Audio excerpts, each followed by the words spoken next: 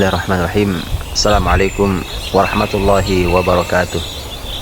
Mitra muslim yang dimuliakan Allah subhanahu wa ta'ala, kita akan belajar pada kesempatan kali ini tentang sebuah pembukaan tentang sirah nabawiyah yang berbicara tentang peta usia Nabi Shallallahu Alaihi Wasallam. Rasulullah Shallallahu Alaihi Wasallam diberikan Allah subhanahu wa ta'ala usia 63 tahun lamanya. Dan usia 63 tahun ini adalah usia yang kurang lebih seperti yang beliau sampaikan sendiri di dalam hadis yang diriwayatkan oleh Imam Ibnu Majah, bahwa Rasulullah SAW bersabda, "A'maru ummati ma baina sittin ila sab'in." Usia umatku antara 60 sampai 70 tahun. Wa aqalluhum man yujawwizu dzalik, dan sedikit yang bisa melewati usia itu. Kalau 63 tahun itu artinya bahwa usia Nabi Muhammad SAW sesuai dengan kalimat beliau sendiri, bahwa usia beliau berkisar antara 60 sampai 70 tahun. Dan ternyata begitu kita lihat, Abu Bakar As-Siddiq radhiyallahu anhu, sahabat mulia, sahabat Nabi Shallallahu Alaihi Wasallam nomor 1 dan khalifah pertama bagi muslimin, juga meninggal di usia 63 tahun. Juga ada pelajaran yang harus diambil, mengapa Allah Subhanahu Wa Taala pun mewafatkan khalifah adil setelahnya, Umar bin Khattab radhiyallahu anhu, juga di usia 63 tahun. Dan Ali bin Abi Thalib radhiyallahu anhu sebagai khalifah yang terakhir pun sama, meninggal di usia 63 tahun. Hanya Utsman bin Affan yang usianya lebih dari 63 tahun, yaitu mencapai usia kurang lebih 80 tahun. Dari 5 manusia terbaik itu saja, ternyata hanya satu, yaitu Utsman bin Affan radhiyallahu anhu, yang usianya lebih dari 70 tahun.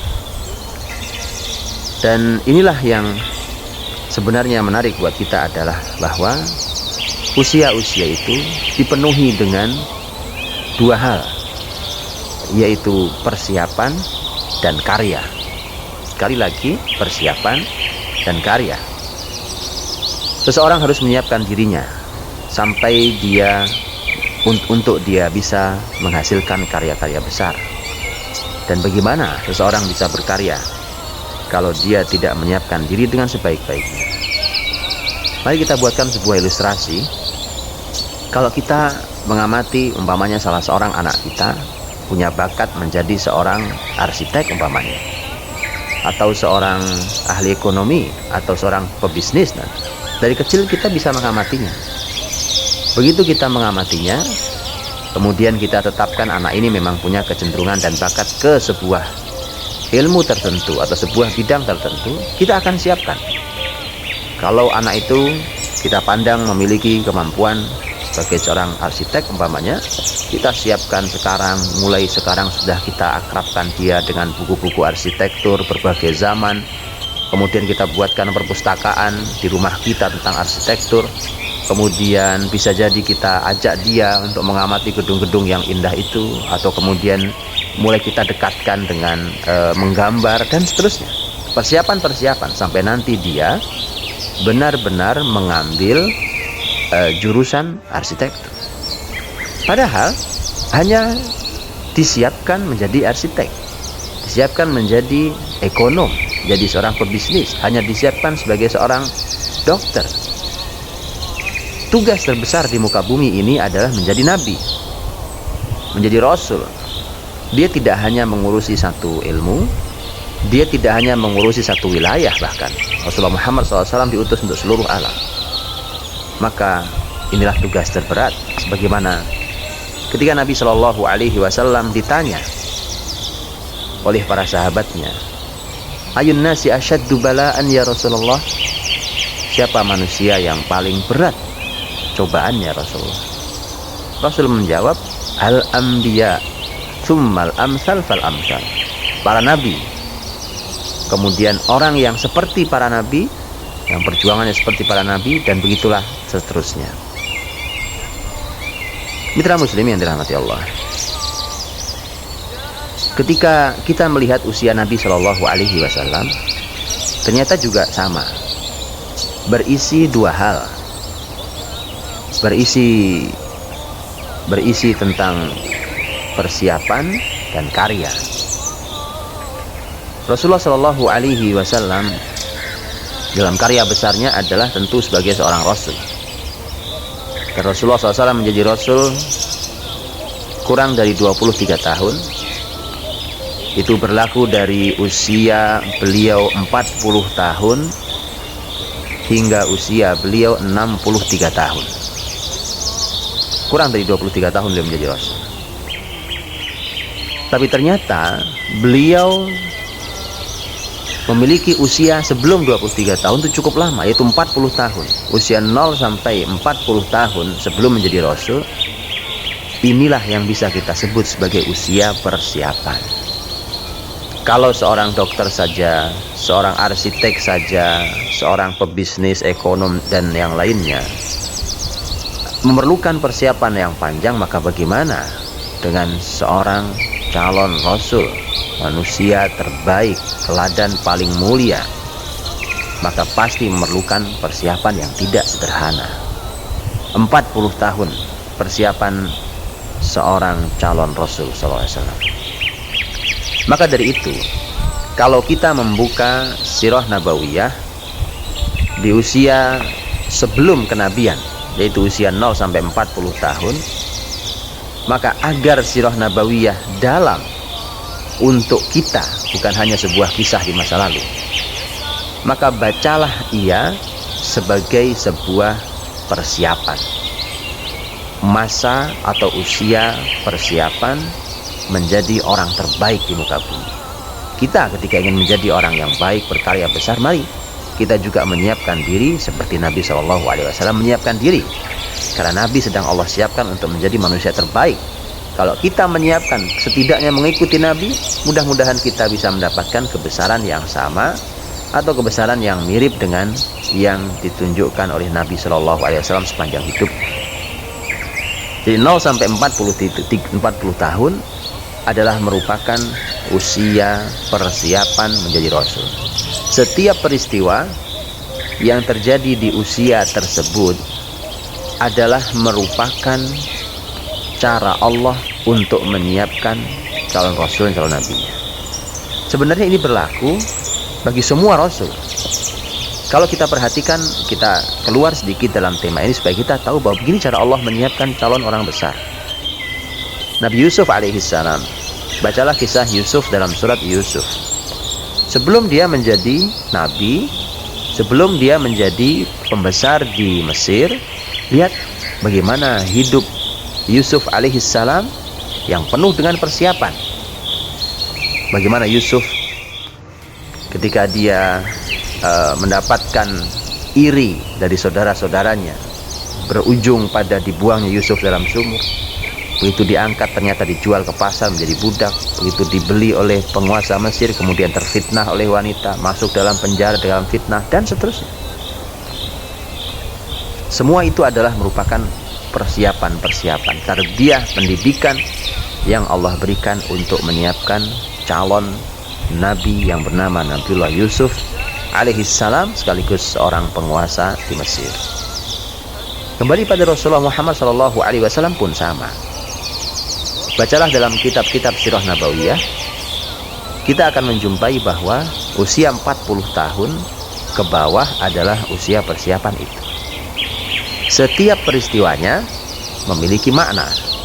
Setiap kejadian di usia 0 sampai 40 tahun memiliki arti yang harus kita ambil sebagai pelajaran yang mahal bagi persiapan seseorang. Mari kita ambil sebuah contoh dari sepanjang 0 sampai 40 tahun. Ada salah satu buku yang juga menarik tentang bab ini, dan ini hanya salah satu saja dari kitab-kitab sirah nabawiyah. Ada buku yang berjudul Khawatir wa Ta'ammulat fi Siratin Nabawiyah, lintasan-lintasan ide dalam sirah nabawiyah, ditulis oleh seorang ahli sirah dari Mesir, Dr. Mahmud Muhammad Imarah. Banyak sekali ide-ide menarik yang beliau sampaikan, segar sekali dan untuk kita. Walau ia berbicara tentang Rasulullah Muhammad SAW, tapi itu sangat berharga untuk kita semua.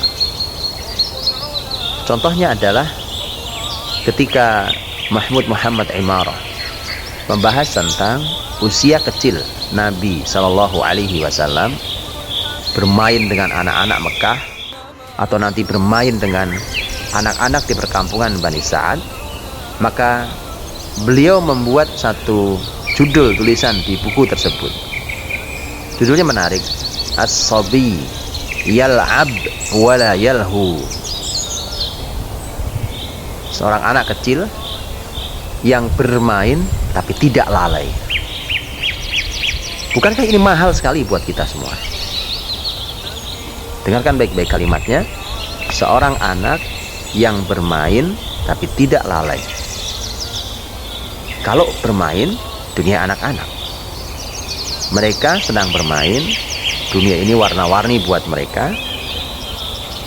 Walaupun memang tidak semua anak sedang bermain, karena memang ada anak yang walau usia masih kecil ternyata sudah sangat siap dia untuk menuntut ilmu. Tapi bermain adalah memang merupakan kesenangan khas seorang anak-anak dan tidak dilarang dalam Islam. Bahkan Islam memberikan fasilitas itu. Tetapi ada kata berikutnya yang menarik, seakan ini menjadi sebuah kesimpulan dari permainan jenis apa yang dalam Islam diizinkan, yaitu kata wala yalhu, dan tidak lalai. Itu artinya bahwa tidak benar mentang-mentang kata bermain bagi anak-anak kemudian seluruh hidupnya bermain dengan semua permainan apa saja, tidak dibenarkan. Islam sangat selektif, bahkan itu masih dilakukan di usia kecil sekalipun. Kalau permainan itu membahayakan dirinya, permainan itu sia-sia, permainan itu tidak memberikan manfaat bagi kehidupan dunianya, juga kehidupan akhiratnya, maka bermain itu bermain yang sia-sia. Yang diinginkan oleh Islam adalah bermain tetapi tidak lalai. Untuk itulah apa yang dilakukan oleh Nabi SAW di usia kecilnya adalah permainan yang tidak melalaikan, tapi bermanfaat bagi dirinya. Kita ambil contoh yang lain, ketika dalam kehidupan Nabi SAW. Ini detailnya nanti kita akan pelajari insya Allah ketika kita masuki peristiwa per peristiwa dalam sirah Nabawiyah. Yaitu ketika Rasulullah SAW beliau melakukan sebuah pembelajaran, yaitu menggembala kambing. Ketika beliau menggembala kambing, maka dalam buku Khawatir wa Ta'ammulat fi Siratin Nabawiyah ditulis bahwa min ra'yil ghanam ila ri'ayatil umam, dari menggembala kambing menuju kepemimpinan umat. Apa hubungannya? Menggembala kambing saat itu adalah merupakan pekerjaan orang-orang miskin. Betul bahwa Nabi Muhammad SAW diasuh oleh Abu Thalib yang miskin, dan ternyata Nabi SAW mulai berlatih, dia sadar diri bahwa dia bukan anak Abu Thalib. Maka kemudian Rasulullah Muhammad SAW saat itu dia mulai menggembala kambing, di mana kepentingannya sebenarnya adalah untuk mendapatkan sedikit dirham. Tetapi justru di sini pelajarannya. Bukankah tadi sudah kita katakan bahwa 0 sampai 40 adalah cara Allah untuk menyiapkan calon nabinya. Dan lihat bagaimana kesimpulan seorang ahli sejarah, dari menggembala kambing menuju kepemimpinan umat. Itu artinya ada hubungan yang sangat kuat antara penggembalaan kambing dengan kepemimpinan umat. Ada pelajaran yang diambil oleh Muhammad SAW saat menggembala kambing dengan nanti memimpin umat. Contoh, Rasulullah sendiri yang nanti mengatakan bahwa para penggembala kambing dibandingkan dengan para penggembala unta dan kuda, maka penggembala kambing mendapatkan warisan kelembutan dari kambing. Karena penggembala unta disebut Nabi memiliki sifat kasar, dan mereka yang akrab dengan kuda bisa cenderung sombong. tapi kambing itu cenderung lembut. Bukankah Allah Subhanahu wa taala yang memuji dalam Al-Qur'an, "Fabima rahmatin minallahi lintalahum." Karena rahmat Allah lah maka kamu lembut wahai Muhammad pada masyarakat muslimin. Jadi inilah pelajaran yang Allah berikan. Kelak ketika Muhammad SAW jadi pemimpin besar, lembut hatinya, tidak mudah marah pada umatnya, mudah sekali memaafkannya, mendoakan bahkan dalam sepinya. Ini adalah pemimpin yang sangat diharapkan, tidak memutuskan dengan cara diktator. Bahkan Nabi SAW orang yang paling banyak meminta pendapat dan musyawarah dengan para sahabat dan seterusnya. Maka kepemimpinan beliau salah satu pelajarannya diambil dari penggembala kambing, dan masih banyak lagi yang lain pelajaran yang didapatkan dari pengembalaan kambing. Tanyakan kepada orang yang ahli pengembalaan kambing hari ini, apa yang bisa didapatkan dari ketika orang berinteraksi banyak dengan kambing. Begitulah seterusnya, usia 0 sampai 40. Semua peristiwanya adalah merupakan peristiwa Allah peristiwa yang Allah siapkan untuk Nabi Muhammad SAW agar ia mendidik dirinya menjadi calon pemimpin besar di kemudian hari. Maka mudah-mudahan kita pun yang ingin menjadi orang besar, mari kita siapkan diri kita dengan sebaik-baiknya. Belajarlah dari 0 sampai 40 tahun usia Nabi, kita akan tahu apa yang harus kita siapkan. Wallahu a'lam bishawab. Assalamualaikum warahmatullahi wabarakatuh.